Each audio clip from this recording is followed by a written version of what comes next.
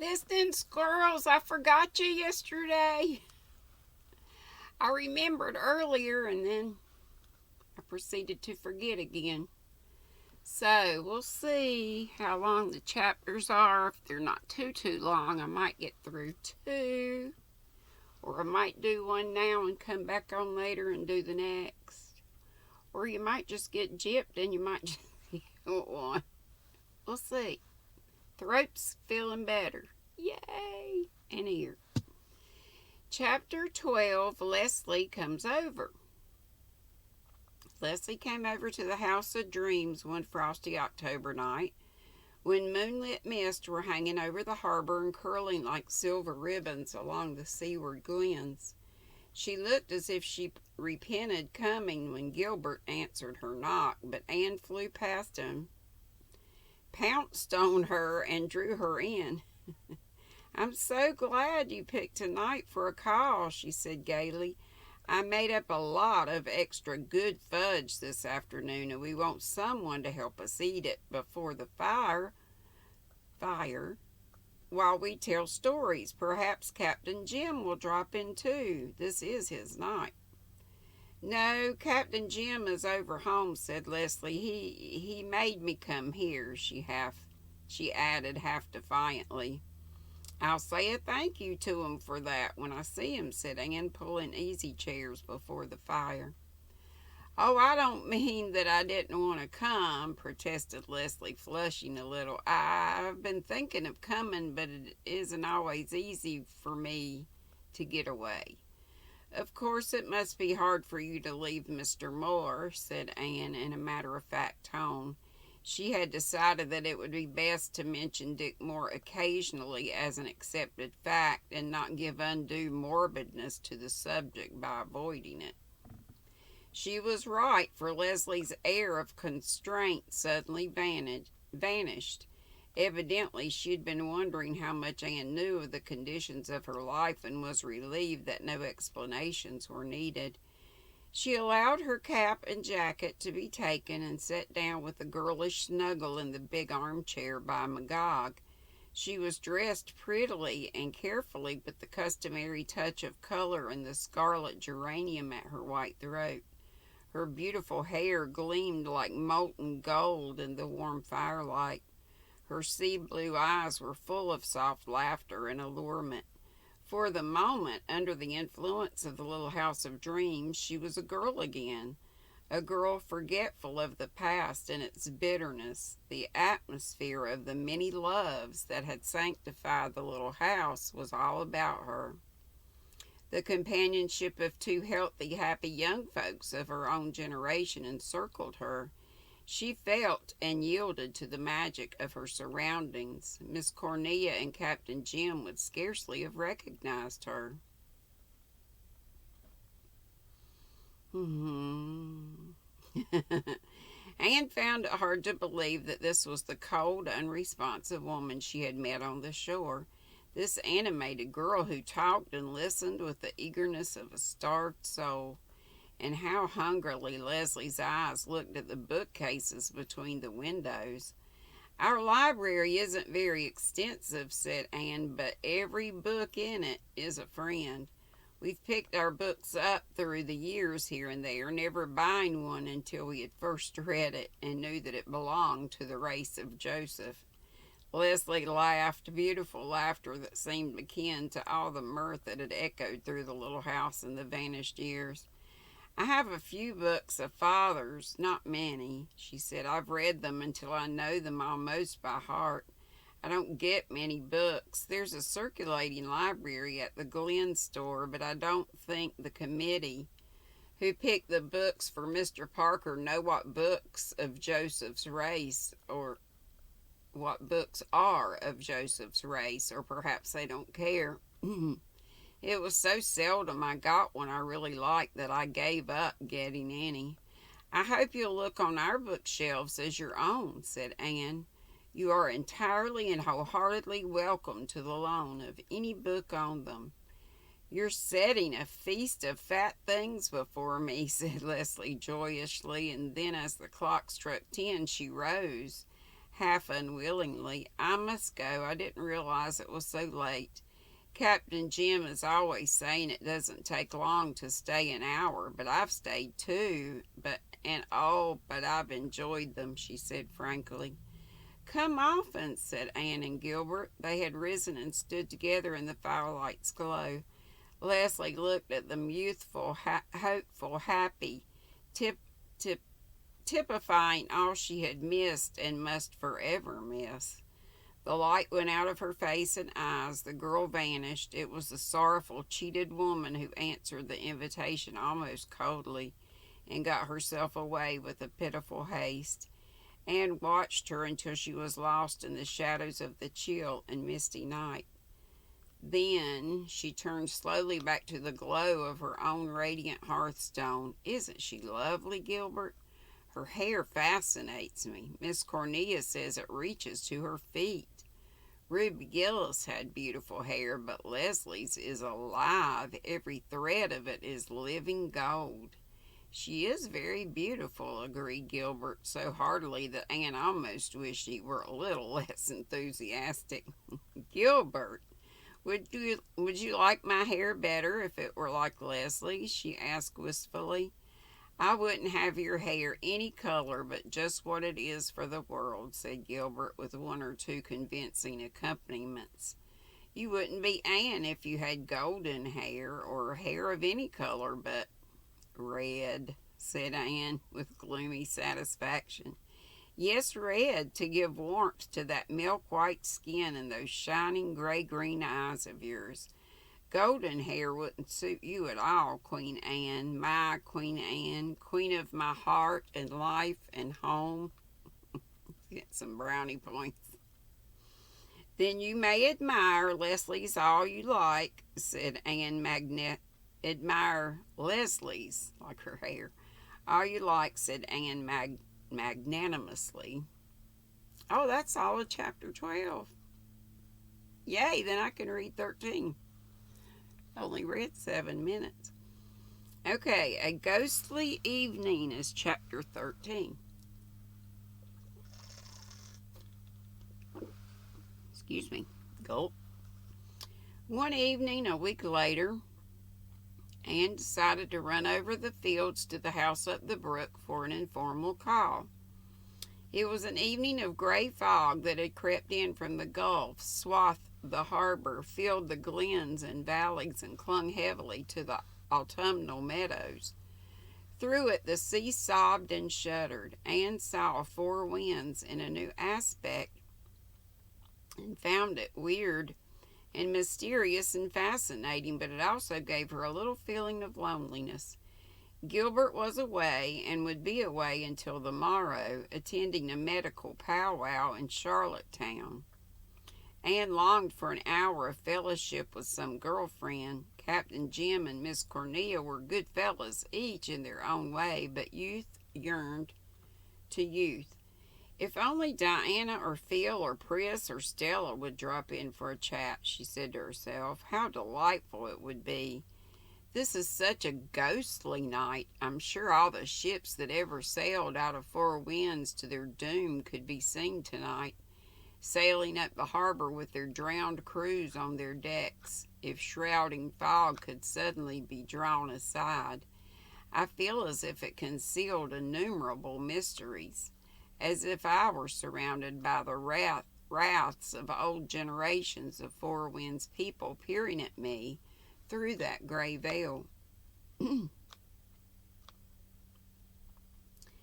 If ever the dear dead ladies of this little house came back to revisit it, they would come on just such a night as this. If I sit here any longer, I'll see one of them there opposite me in Gilbert's chair.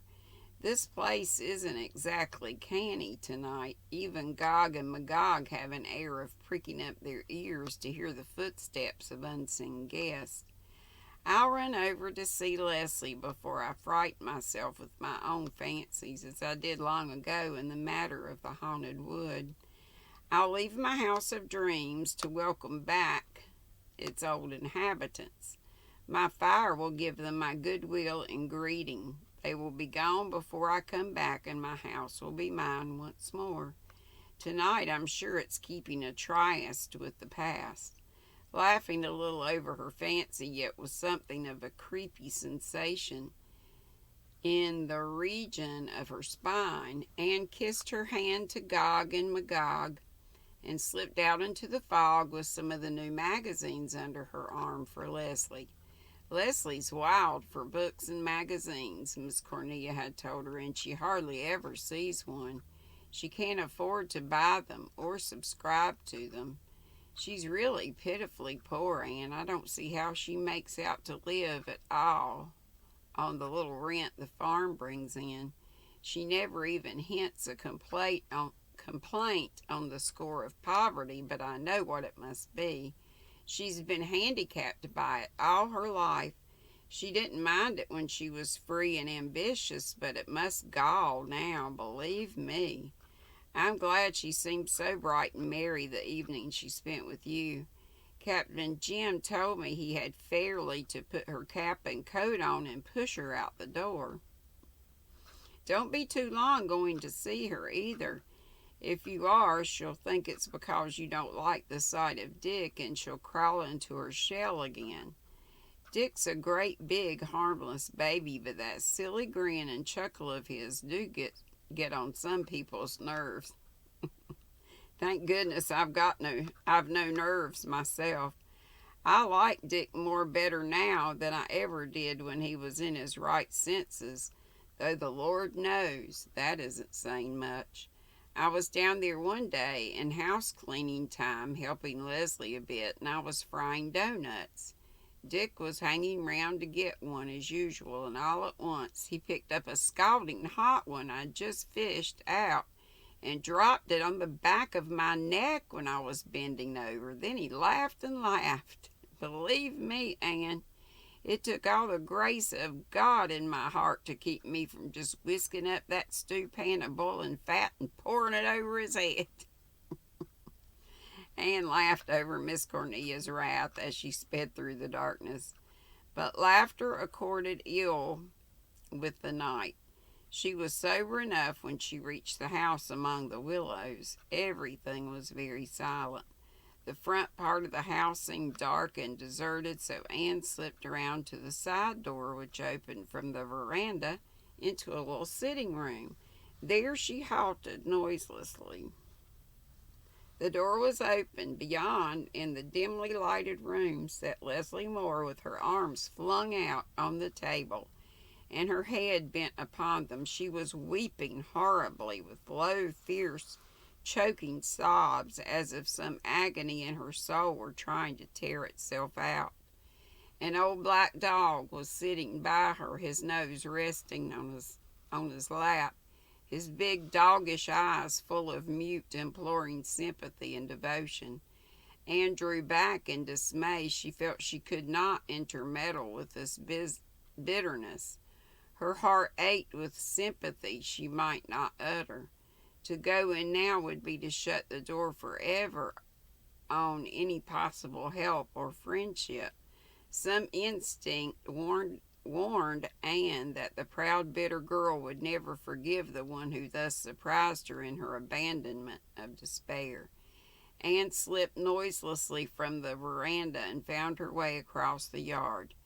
Beyond, she heard voices in the gloom and saw the dim glow of a light. At the gate she met two men, Captain Jim with a lantern, and another who she knew must be Dick Moore, a big man badly gone to fat with a broad, round, red face and vacant eyes. Even in the dull light, Anne got the impression that there was something unusual about his eyes. "Is this you, Mistress Blythe?" said Captain Jim. Now, you hadn't ought to be roaming around alone on a night like this. You could get lost in this fog easier than not. Just you wait till I see Dick safe inside the door, and I'll come back and light you over the fields. I ain't gonna have Dr. Blythe coming home and finding you walk clean over Cape LaForce in the fog. A woman did that once, 40 years ago. So you've been over to see Leslie," he said when he rejoined her.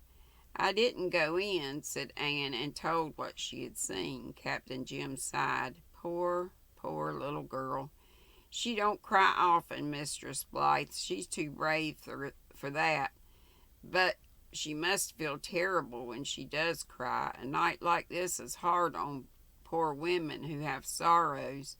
There's something about it that kinder brings up all we've suffered or fear. It's full of ghosts, said Anne with a shiver. That's why I came over. I wanted to clasp a human hand and hear a human voice. Oops. Time for medicine. My last antibiotic. Yay. And just hope and pray I'm fully healed. Full of ghosts.